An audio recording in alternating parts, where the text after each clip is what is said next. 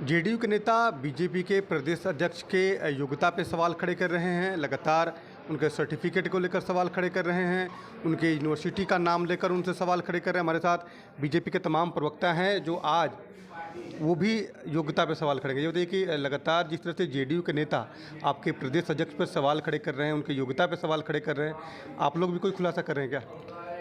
नहीं, इसमें खुलासे की क्या बात है। सब कुछ तो ओपन है और जो बातें कर रहे हैं जदयू के लोग, तो उनके तो तमाम बड़े नेता, चाहे उनके चीफ मिनिस्टर नीतीश कुमार जी हों, उनके राष्ट्रीय अध्यक्ष ललन सिंह जी हों, उनके कबीना मंत्री अशोक चौधरी जी हों, उनके अगर चुनावी हलफनामा को देखेंगे तो हर एक वर्ष हर एक अलग अलग चुनावी हलफनामों में उन लोगों ने अलग अलग नाम दिया है।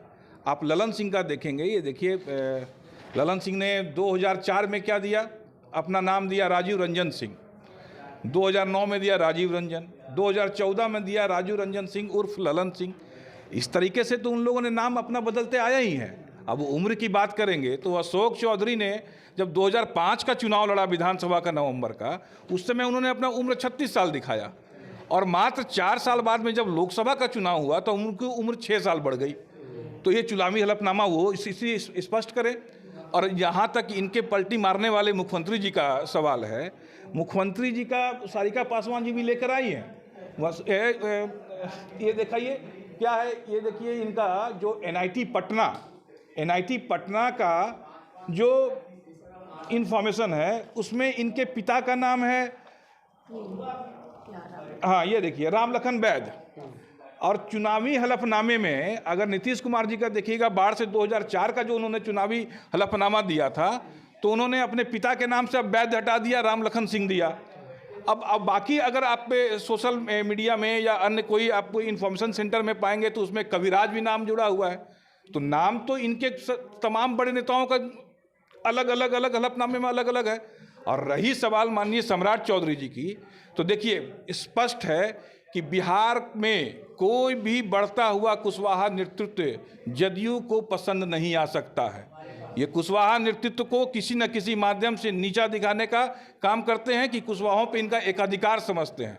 अरे सम्राट चौधरी के पीछे तो ये 1997 से पड़े हुए हैं, यही लोग 1997 से पड़े हुए हैं। और नाम में, अरे सम्राट चौधरी ने 2013 में अपने पूरी तरह से प्रक्रिया का पालन करते हुए जब पासपोर्ट में नाम चेंज करवाना था, उस एक संवैधानिक की जरूरत थी, तो उन्होंने पूरी प्रक्रिया का पालन करते हुए 2 अखबार पत्रों में सूचना निकलवाया, एफिडेविट निकलवाया, फिर उन्होंने अपना नाम सम्राट चौधरी उर्फ राकेश कुमार करवाया। तो नाम में क्या रखा है? ये फर्जी नाम धारण करने वाले, इनका बिल्कुल मानसिक संतुलन बिगड़ा हुआ है। जब से यूपीए उर्फ INDIA हुआ है, इन लोग नाम के ही चक्कर में उलझे हुए हैं। इनको उसी चक्कर में उलझते रहने देना चाहिए। और मैं नहीं समझता हूं कि कोई इस बात को गंभीरता से ले रहा है। लेकिन आपके प्रदेश अध्यक्ष के खिलाफ में उन्होंने सबूत भी दिखाए हैं, यूनिवर्सिटी का भी जिक्र किया है। हाँ, बिल्कुल मैंने कुछ आंकड़े इकट्ठे किए हैं। बिहार की जनता उनसे ये जानना चाहती है कि जो annual status of education report 2022 आई है, बिहार में सबसे कम प्राथमिक विद्यालयों में, हायर सेकेंडरी विद्यालयों में, अपर प्राइमरी विद्यालयों में सबसे कम अटेंडेंस है। 60% से भी नीचे बिहार के बच्चों का अटेंडेंस है, जबकि राष्ट्रीय औसत 72% का है। और मैं एक चीज़ और बताता हूँ, बिहार में जो शिक्षा की जो स्थिति है, जो दूसरे की शिक्षा को देख रहे हैं, दूसरे के सर्टिफिकेट को देख रहे हैं, ये बताएं कि बिहार आज हाईली ट्यूशन स्टेट क्यों हो चुका है। 70% बच्चे यहाँ ट्यूशन से पढ़ते हैं, एग्जाम देते हैं, जबकि राष्ट्रीय एवरेज 35% का ही है। उसका ये बताएंगे, बिहार के बच्चों का सर्टिफिकेट जांचेंगे, बिहार के बच्चों के साथ में जो खेल रहे हैं उनके सर्टिफिकेट, फर्जी सर्टिफिकेट, बिहार की जितनी भी गवर्नमेंट की जो इकाइयां हैं एग्जाम लेने वाली, वो फर्जी सर्टिफिकेट दे रही हैं। आप लोग पोल खोलेंगे?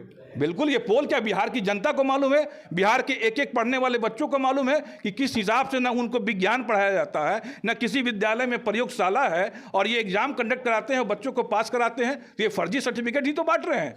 अभी स्थिति ये है, मैं आपको एक चीज़ और बता दूं कि 2022 के जो इस सर्वे रिपोर्ट में आया है, जो SER की रिपोर्ट है, आज अगर बिहार की सरकारी स्कूल के जो 5वें क्लास के बच्चे हैं वो दूसरा क्लास का लेसन पढ़ने के योग्य नहीं हो पा रहे हैं। ये शिक्षा की व्यवस्था इन लोगों ने बना रखी है, इस तरह से फर्जी सर्टिफिकेट बांट रहे हैं। इसलिए इनको किसी दूसरे के सर्टिफिकेट में नरेंद्र मोदी जी का सर्टिफिकेट देख रहे हैं, सम्राट चौधरी जी का सर्टिफिकेट देख रहे हैं। अरे आप अपने बिहार के बच्चों का सर्टिफिकेट देखिए, क्या हाल किया है आप लोगों ने एजुकेशन का, क्या इस तरह से आप एजुकेशन दे रहे हैं और फर्जी सर्टिफिकेट बांट रहे हैं। जाइए जनता से जवाब पूछिए, जनता एक दिन जवाब पूछेगी आपसे। तो जी आप भी ADR की रिपोर्ट लेकर बैठे हैं।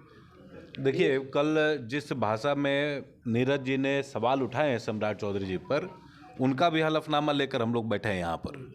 उन्होंने अपनी जो डिग्री बताई है कि उन्होंने जो MA पास किया है वो सन 89 में किया है, 1989 में, और जो विधान परिषद में उन्होंने जो अपना ये दिया है उसमें 1991 दिखाया है, उसमें 1991 दिखाया हुआ है। देखिए, और ये हलफनामा में कुछ और है, और यहाँ विधान परिषद में जो उन्होंने जो अपना डिटेल दिया है उसमें मामला कुछ और है। तो इस प्रकार का, इस तरीके से घिनौना मुंह लेकर जो ये लोग बैठ के टीवी पर सुबह शाम जो प्रवचन बांट रहे हैं जदयू के लोग, ये लक्षण ठीक नहीं है। बिहार जिस गर्त में जा रहा है जंगल राज के कारण, उस चीज़ को छिपाने के लिए इस प्रकार का अनर्गल प्रलाप ये लोग करना शुरू कर दिए हैं। हलफनामा में तो हम लोगों ने इनके सभी शीर्ष नेताओं का यहाँ पर कच्चा चिट्ठा लेकर खोल दिया है। अब इनको ये बताना पड़ेगा ना कि किस कारण से बिहार इतना पीछे जा रहा है, किन कारणों से जा रहा है, और ये लक्षण बिहार के आने वाले भविष्य के लिए ठीक नहीं है। इनको बिहार के जनता के प्रति जो जवाबदेही है, जो 10 लाख रोजगार की जो बात तेजस्वी यादव ने किया था, और जिस शासन में आने के बाद जिस प्रकार से बिहार को वापस जंगल राज बना दिया गया है, उस चीज़ से मुंह छिपाने के लिए जदयू के लोग इस प्रकार का अनर्गल प्रलाप कर रहे हैं। भारतीय जनता पार्टी ये मांग करती है कि अपने सभी नेताओं का, एक ललन सिंह जी का एक और बड़ा खुलासा है, 2009 का और 2004 का, ये 2 हलफनामे हैं ललन सिंह जी के, और दोनों इलेक्शन कमीशन के वेबसाइट पर उपलब्ध है, आप इसको देख सकते हैं जाकर। 2004 का चुनाव उन्होंने बेगूसराय से लड़ा और 2009 का चुनाव मुंगेर से लड़ा। 2009 का जो एफिडेविट है और 2004 का जो एफिडेविट है उसमें पिताजी का ही नाम अलग अलग है और उम्र भी अलग अलग है।